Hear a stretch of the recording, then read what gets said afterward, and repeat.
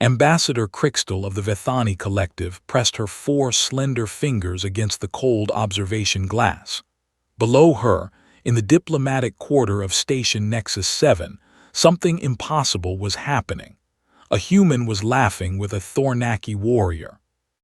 The Thornaki had tried to eat humans less than 50 standard years ago.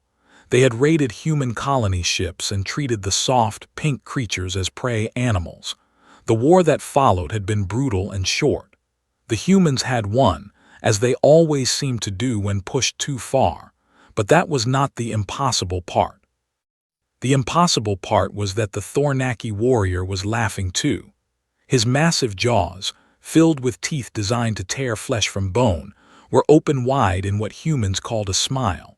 He slapped the human on the back with enough force to break bones, but the human just stumbled forward and laughed harder.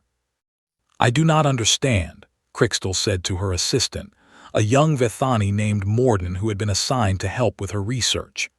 "The historical records are clear. The Thornaki killed and consumed over 3,000 humans during the Prey Wars. How is this possible?" Morden checked his data tablet. His large, dark eyes scanned the information quickly. "According to our files, that specific Thornaki is named Grathker. He personally led the raid on the human colony of New Helsinki. He was responsible for the deaths of 217 humans." Felt her stomach turn. The Vethani were a peaceful species. Violence of any kind made them physically ill, and the human knows this. "Yes, Ambassador. The human is Thomas Chen. His grandfather was one of the survivors of New Helsinki. His grandmother was not." Crystal watched as Thomas Chen and Grathker walked together toward a food vendor. They were still talking, still laughing. Thomas was making large gestures with his hands, telling some kind of story. Grathker listened with what appeared to be genuine interest. "This is why the Council sent us here," Crystal said quietly. "This is why we must understand." The Galactic Council had been watching humanity with growing concern for the past century. Not concern about human aggression, though humans were certainly capable of terrible violence when provoked.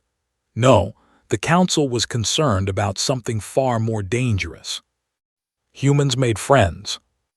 This might seem like a simple thing, but in a galaxy filled with hundreds of intelligent species, true friendship between different kinds was almost unheard of. Most species tolerated each other at best. Trade happened because trade was useful. Alliances formed because alliances provided safety. But actual friendship, the kind where beings from different worlds would die for each other without question, that was something only humans seemed able to create. The Vethani Collective had been studying this phenomenon for decades. They had sent observers to human worlds, read human literature, watched human entertainment. They had collected thousands of hours of data, and still, they did not understand. Crystal had been chosen for this mission because she was the best. She had spent her entire career studying alien cultures. She spoke 47 languages.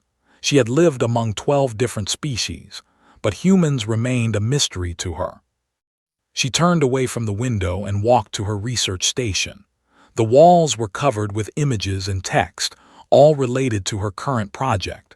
Photos of humans with aliens, news stories about unlikely friendships, academic papers attempting to explain the phenomenon. "Let us review what we know," she said to Morden. "Humans have a biological need for social connection. This is common among many species. What makes them different?" Morden brought up a diagram on the main screen. It showed a human brain with various regions highlighted. Human neuroscience suggests that their brains release powerful chemicals when they form social bonds. These chemicals create feelings of pleasure and well-being. Humans become, in a sense, addicted to friendship. "But many species experience similar responses," Crystal said. "The Gelori form strong family bonds. The Mentasi work in perfect harmony. Why are humans different?" "Perhaps it is not the strength of the bonding response but its flexibility," Morden suggested. "Most species bond primarily with their own kind. Humans seem able to bond with almost anything. Other humans, of course, but also other species, animals, even machines. Crystal nodded slowly. She had seen the reports about humans who formed emotional attachments to their robotic assistants. It was strange behavior, but it fit the pattern. Their history may provide answers, she said. Show me the data on human tribal development.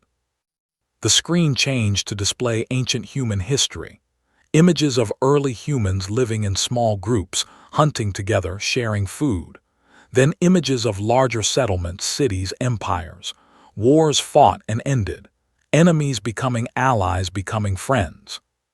Humans evolved in a harsh environment, Morden explained. They were not the strongest predators on their world. They survived through cooperation. But here is the interesting part. Early human tribes frequently fought each other, yet they also frequently merged. Enemies became family through marriage, adoption, or simple acceptance. Show me specific examples, Crystal ordered. The screen filled with historical data. Stories of enemy warriors becoming brothers. Tales of captured prisoners being adopted into families. Records of wars ending not in total destruction, but in integration and partnership. The pattern repeats throughout their history, Morden said. Humans fight terrible wars, then somehow become friends with their enemies. The Japanese and Americans, the Germans and French, the English and basically everyone they ever fought. Crystal studied the images. She saw human soldiers from opposing sides shaking hands. She saw former enemies building businesses together, raising families together, dying for each other in new wars against new enemies. It makes no logical sense, she said. When the Vethani have been wronged, we remember. We do not seek revenge, but we never forget. We never trust those who harmed us again. This seems like the wise approach. And yet humans have conquered more of the galaxy than any other species, Morden pointed out. Not through military force alone, but through these strange alliances. Every species they have warred with has eventually become their partner. Thought about the Thornaki downstairs. 50 years ago, they were predators who saw humans as food. Now they served alongside humans in the Galactic Defense Force. Thornaki warriors protected human colonies. Human doctors healed Thornaki young. We need to observe this more closely, she decided. Not from a distance. We need to understand how it happens, step by step. Arrange for me to meet with Thomas Chen and Grathker. I want to hear their story directly. Morden hesitated. Ambassador, is that wise? Getting personally involved might compromise your objectivity. Crystal smiled, a gesture she had learned from years of studying humans.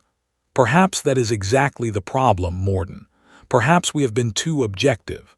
Perhaps, to understand human friendship, we must experience it ourselves.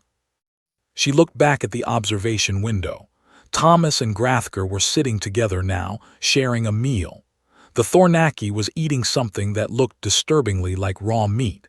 Thomas was eating something wrapped in flat bread. They were still talking. Tomorrow, Crystal would begin her real research. Tomorrow, she would try to learn the human secret. And she would start by doing something no Vethani researcher had ever done before. She would try to make friends. The meeting room was designed to be neutral. The walls were a soft gray. The furniture was simple and functional. The lighting was carefully calibrated to be comfortable for multiple species. Crystal had chosen this space specifically because it held no cultural significance for anyone. Thomas Chen arrived first. He was average in size for a human, with dark hair and friendly eyes. He wore simple clothes, the kind humans wore when they were not trying to impress anyone. He smiled when he saw Crystal and extended his hand. Ambassador Crystal, I'm Tom, thanks for reaching out. Crystal had studied human greeting customs extensively. She reached out and took his hand, allowing him to move it up and down in the traditional manner. His grip was warm and firm but not aggressive. Thank you for agreeing to meet with me, Mr. Chen. I hope my request was not too unusual. Tom laughed. It was a pleasant sound. A little unusual, sure. It's not every day that a Vethani ambassador asks to interview you about your friendship with an alien who once tried to eat your grandpa. But unusual is interesting, right? Before Crystal could respond, the door opened again. Grathker entered and Crystal had to fight the urge to step backward. The Thornaki was enormous, nearly 3 meters tall with thick scales covering his body. His jaws could crush metal. His claws could tear through armor. Everything about him screamed predator. Tom, Grathker's voice was deep and rough. You did not tell me the meeting was with a Vethani. I would have worn my formal scales. Tom grinned. You don't have formal scales. This is true. I was making a joke. Grathker turned to Crystal and bowed his massive head. Ambassador, I hope my presence does not cause you discomfort. I know the Vethani are sensitive to violence and my species has a violent history. Your awareness of my feelings is appreciated, Crystal said carefully. Please, both of you, sit down. I have many questions. They arranged themselves around the table. Morden stood in the corner, recording everything.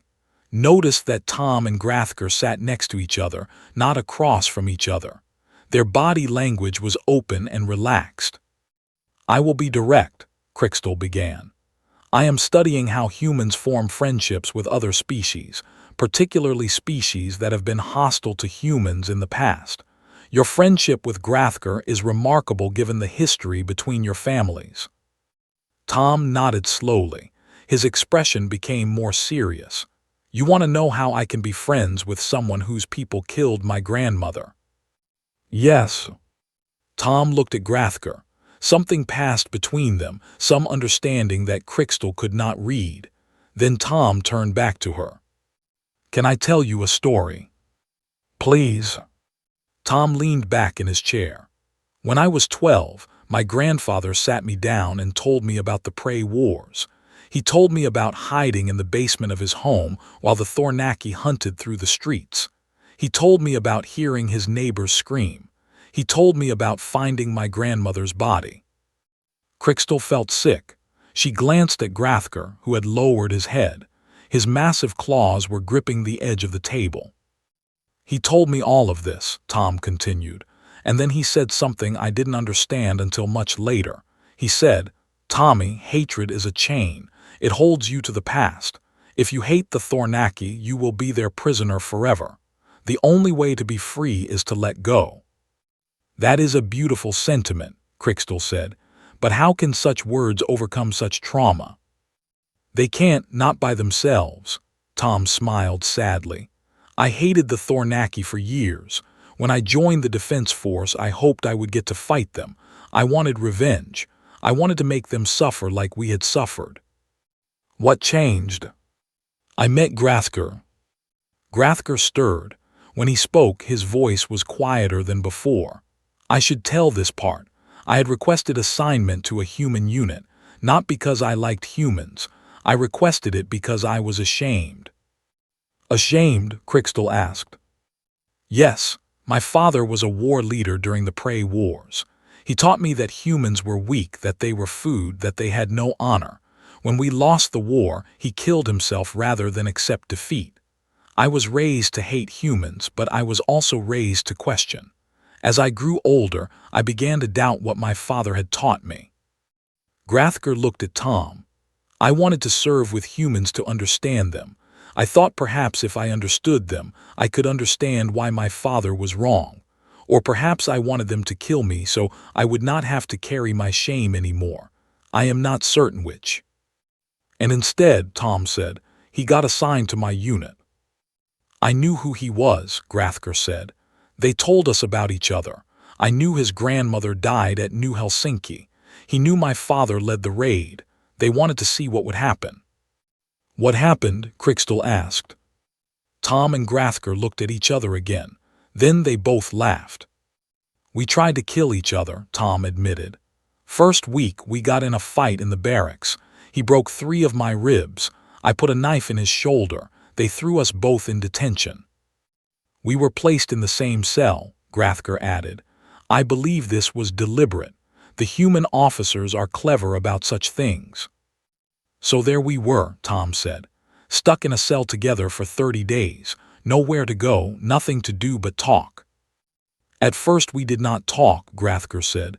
We sat in silence. We glared at each other. Then on the 5th day I asked him a question. I asked him about his grandmother. And I asked him about his father, Tom said. We started talking, not friendly talking, not at first, angry talking, accusations, blame. He told me his father was just following their cultural traditions. I told him traditions were no excuse for murder. He told me humans had killed Thornaki too, Grathker said. He told me about the orbital bombardments after the war, how thousands of Thornaki died. He asked me if I hated humans for that. What did you say? Crixtal asked. Grathker was quiet for a moment. I said yes. I said I hated humans for what they did to my people, and then I said something I had never said before. I said I also hated what my people did to humans. I said I was tired of hate. That was when things changed, Tom said. When he said that, I realized something. I realized he was carrying the same weight I was. We were both trapped by a history we didn't choose. We were both being crushed by the actions of our fathers and grandfathers. You bonded over shared suffering, Crixtal said. She was beginning to understand. More than that, Tom said. We bonded over a shared choice. We both decided in that cell that we didn't want to carry the hate anymore. We decided to put it down, together. It was not easy, Grathker said. Forgiveness is not a single moment. It is a practice. Every day I choose to see Tom as my brother, not as my prey. Every day he chooses to see me as his friend, not as his enemy. And every day it gets a little easier, Tom said. Sat in silence, processing what she had heard. The Vethani approach to conflict was avoidance. They did not forgive because they did not fight, but they also did not form these deep connections. They kept each other at a polite distance. Humans were different. They crashed into each other, wounded each other, and somehow came out the other side closer than before. I have one more question, Crixtal said. The first day I observed you, you were laughing together. After everything that happened, how can you laugh? Tom smiled. It was a real smile full of warmth. Because laughter is how humans heal. When Grathker and I laugh together, we're saying that the pain is in the past. We're choosing joy over suffering. We're proving that our friendship is stronger than our history. Also, Grathker added, Tom tells very good jokes for a human. Better jokes than you, Tom shot back. Thornaki humor is terrible. All you do is describe violent events in great detail and then say, and then everyone died. That's not funny. It is funny to Thornaki. Your people have no taste. They were grinning at each other now and suddenly saw it. She saw the love beneath the teasing. She saw two beings who had chosen each other against all odds, against all logic, against all history. She saw what the Council feared. Because if humans could turn the Thornaki from predators into partners, they could turn anyone. And that made them the most powerful species in the galaxy. 3 months passed. Crixtal spent them observing, interviewing, and studying. She met dozens of humans and their alien friends. Each story was different, but the pattern remained the same. Conflict followed by connection.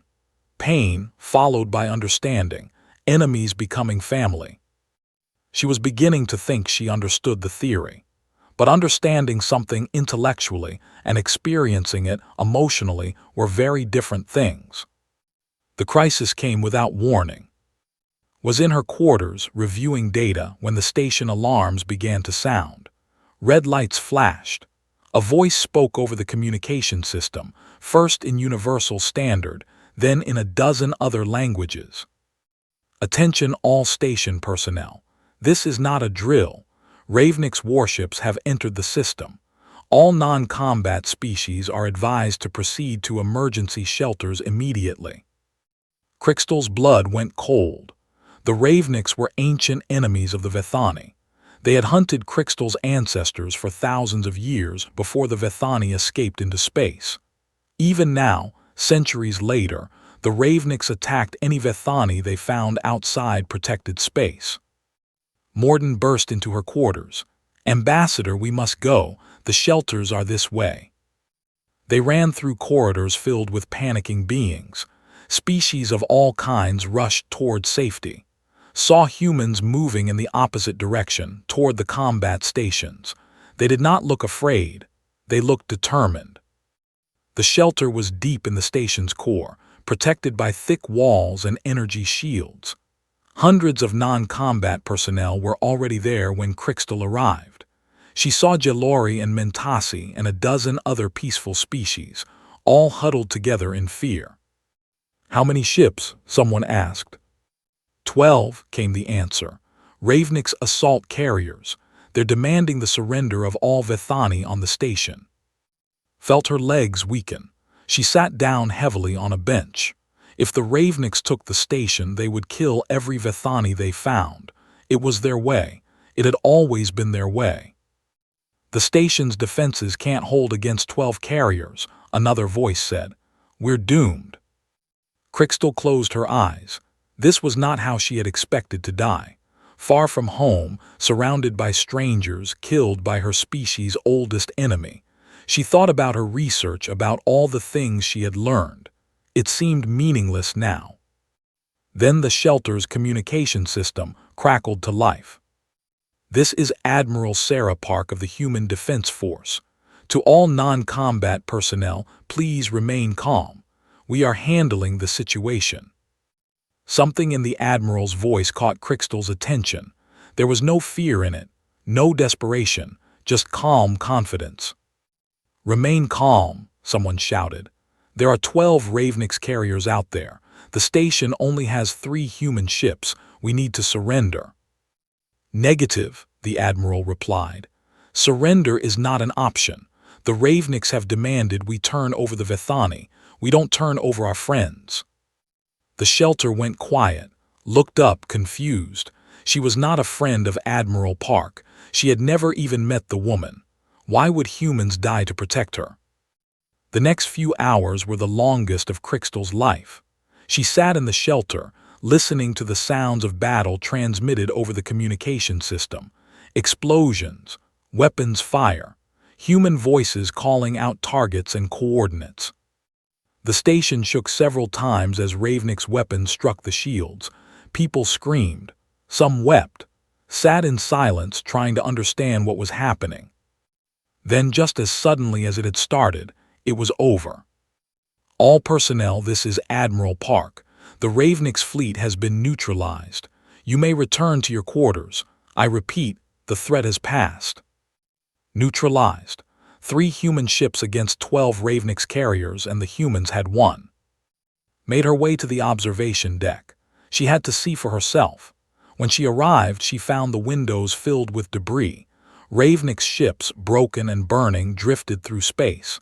Human ships, damaged but intact, moved among them, searching for survivors. "They're picking up Ravniks' escape pods," Morden said. He sounded confused. "Why? The Ravniks were trying to kill them."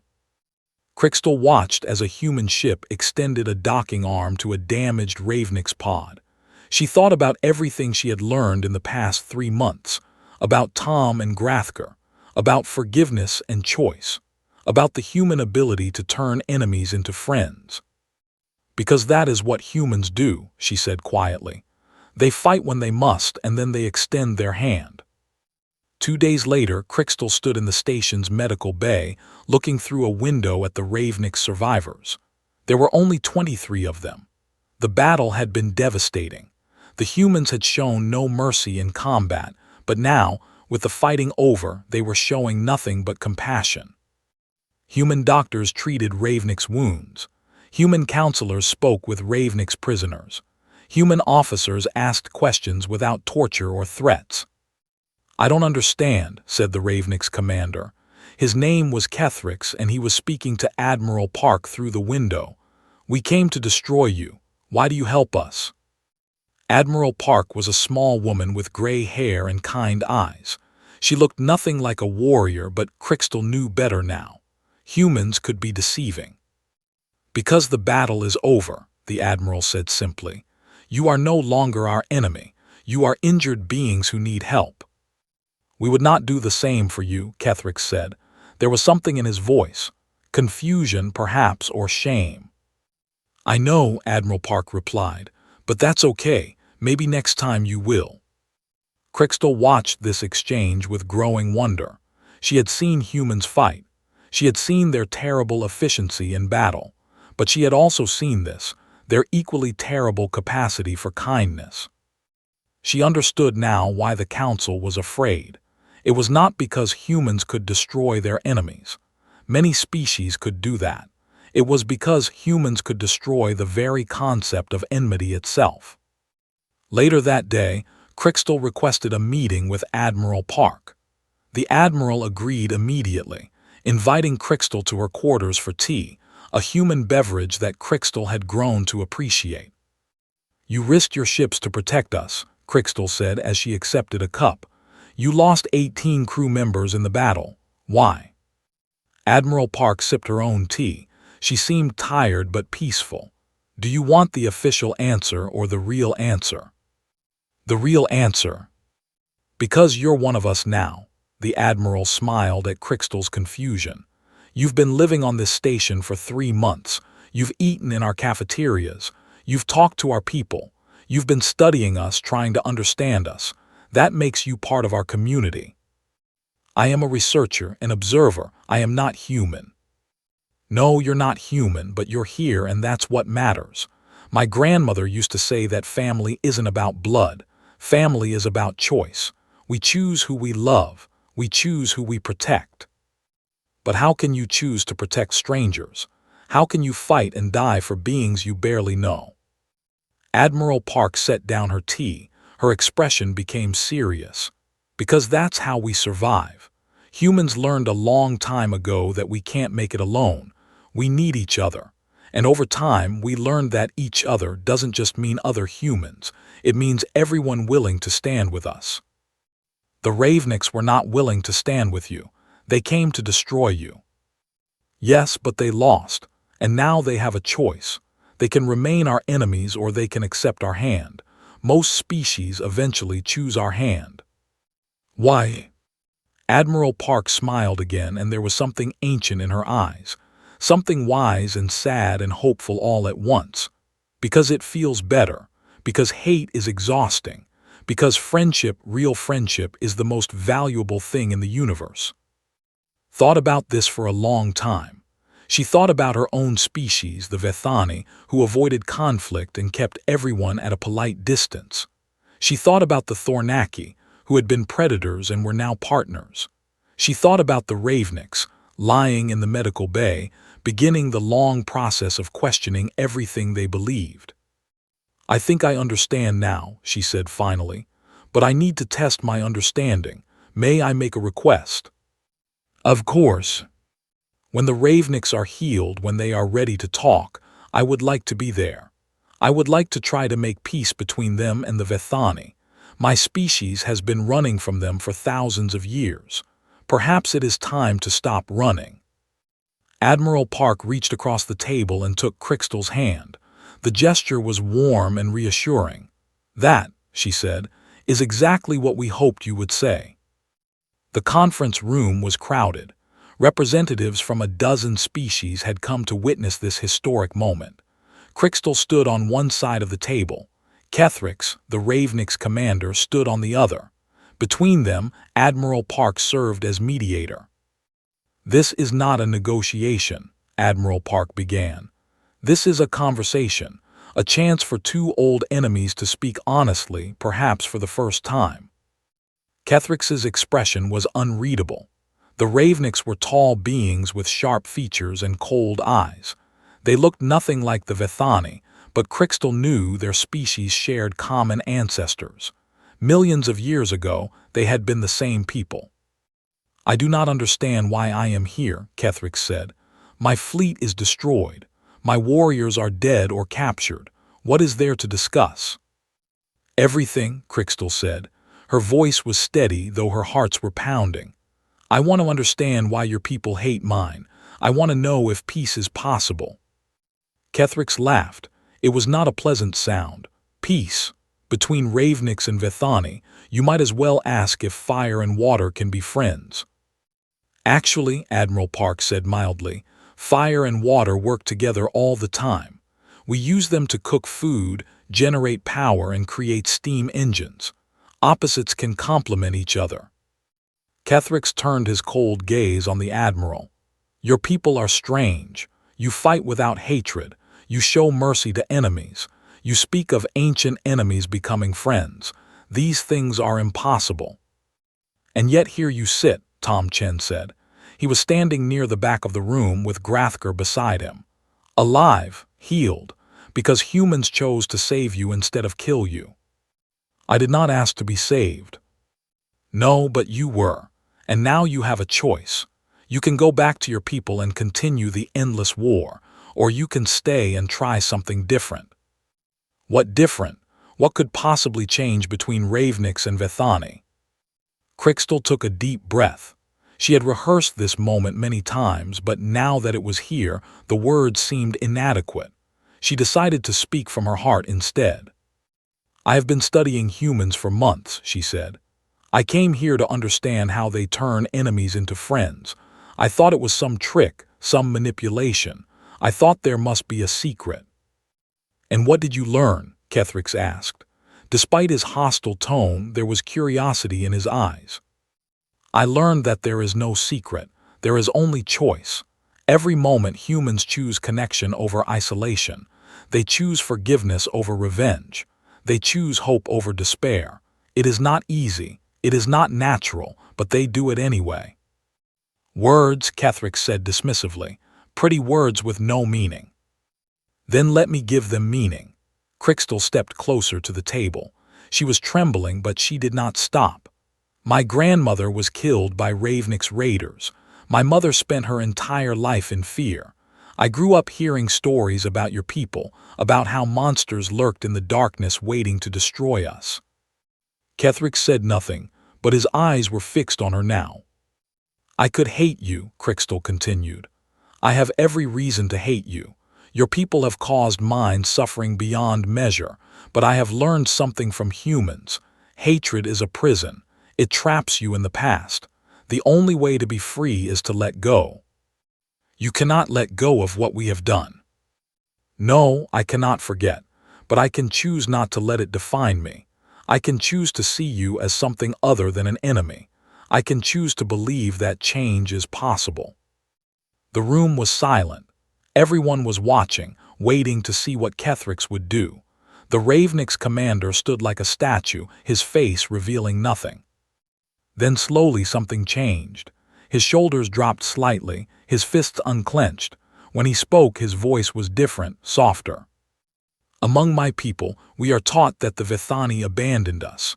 Long ago, when our world was dying, your ancestors fled. They took the ships and left us behind to die. The war began with that betrayal. Felt tears forming in her eyes. I did not know this. How could you? Your people erased us from your history. You pretended we never existed. For thousands of years, we have been ghosts, haunting a family that forgot us. That is our shame, Crystal admitted.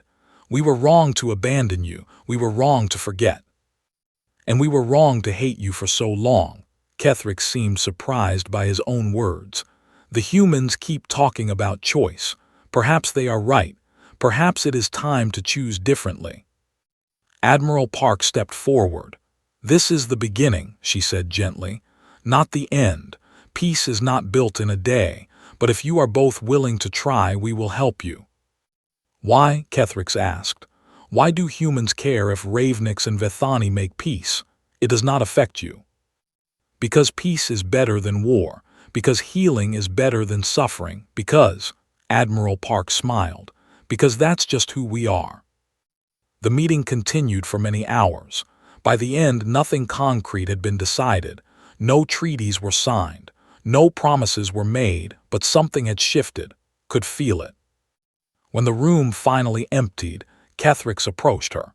They stood facing each other, ancient enemies meeting as individuals for the first time. I cannot promise that my people will accept peace, Kethrix said. Many will see it as weakness. My people will feel the same, Crystal admitted. Change is frightening. Then we will be frightened together. Kethrix extended his hand, mimicking the human gesture of greeting. Perhaps that is a place to start. Crystal took his hand. His grip was strong but not aggressive. Yes, she said, perhaps it is. From across the room, Tom Chen watched them with a smile.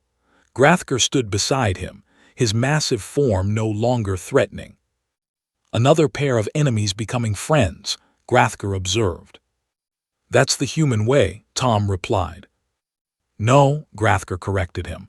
That is the way of all who choose it. Humans simply remind us that the choice exists. Tom nodded slowly. Maybe that's our real gift, not making friends but showing others how. Then it is a good gift, Grathker said. The best gift. 5 years later, Crystal stood at the center of the Galactic Council chamber. Around her, representatives of over 200 species watched in silence. The moment had finally arrived. Honored members of the Council, Crystal began, I present to you the final report of the Human Friendship Study, conducted over the past 7 years by a team of researchers from 37 species.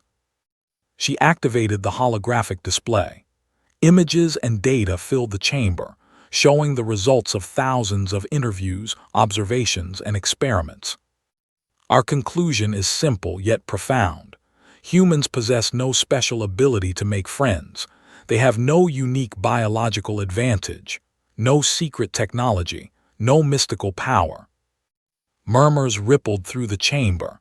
This was not what they had expected to hear. What humans have, Crystal continued, is a choice. A choice they make every day, sometimes every moment. The choice to see others as potential friends rather than permanent enemies. The choice to forgive rather than hold grudges. The choice to build rather than destroy.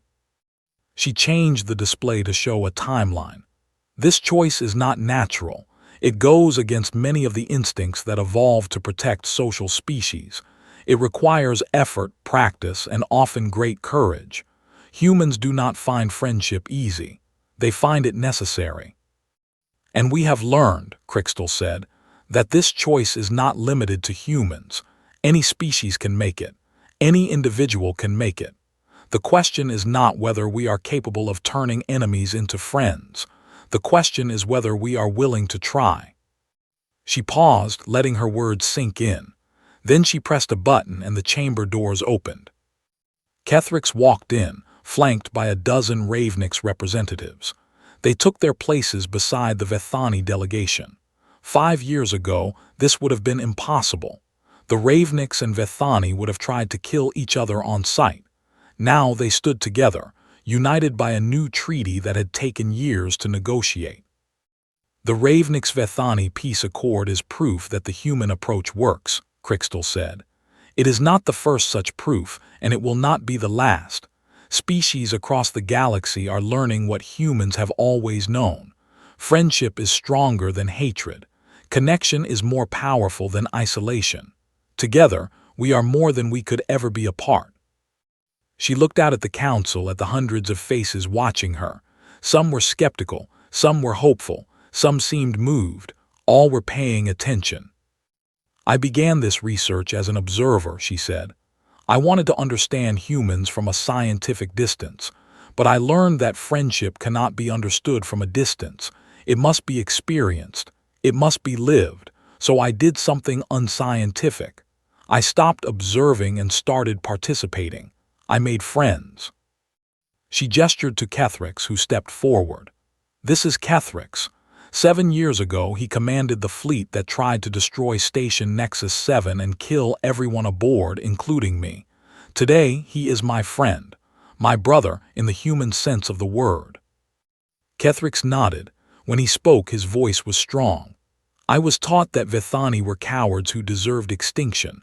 I was wrong. I was taught that friendship with outsiders was weakness.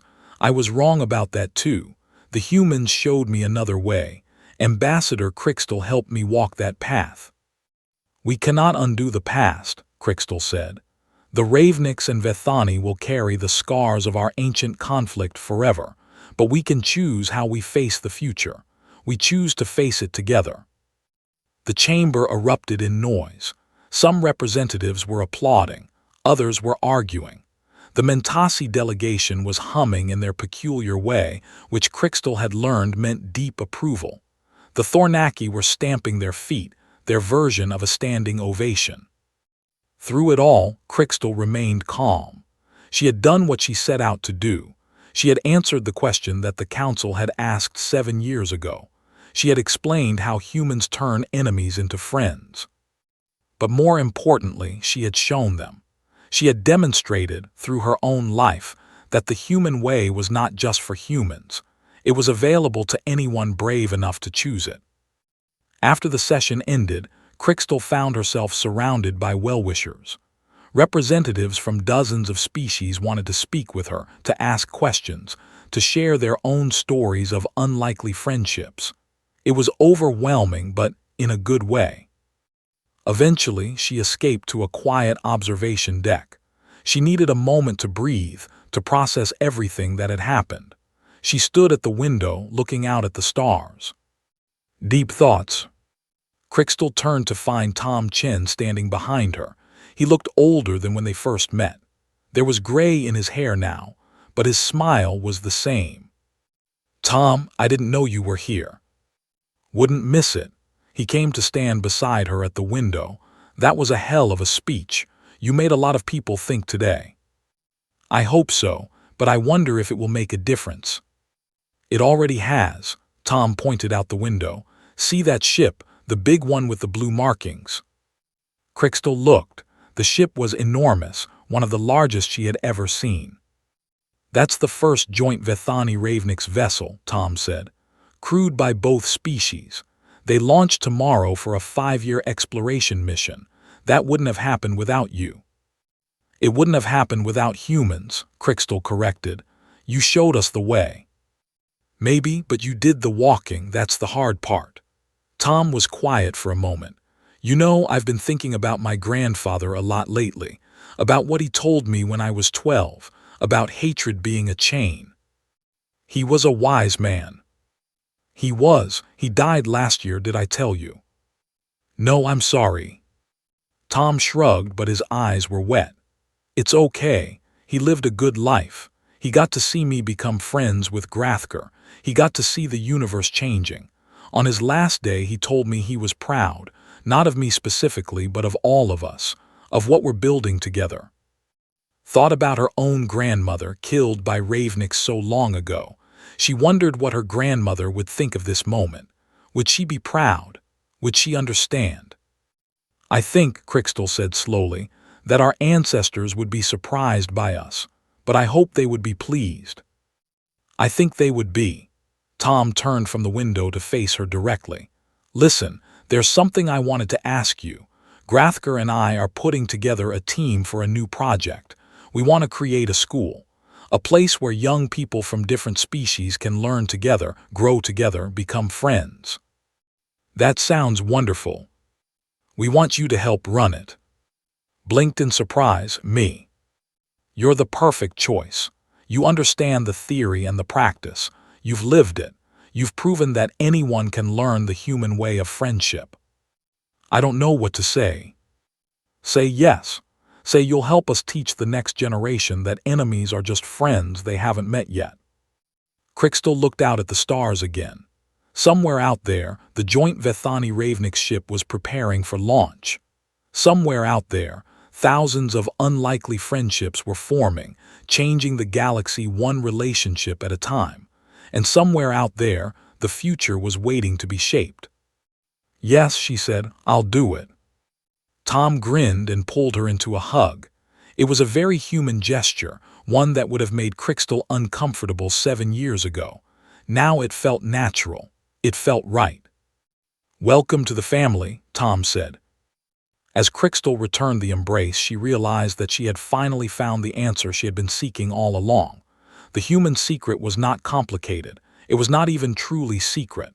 It was simply this: every being in the universe wanted to be seen, to be valued, to be loved. Humans understood this and they acted on it. They reached out. They connected.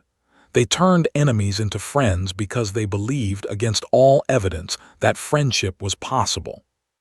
And now so did Crystal, so did Kethrix, so did countless others across the galaxy.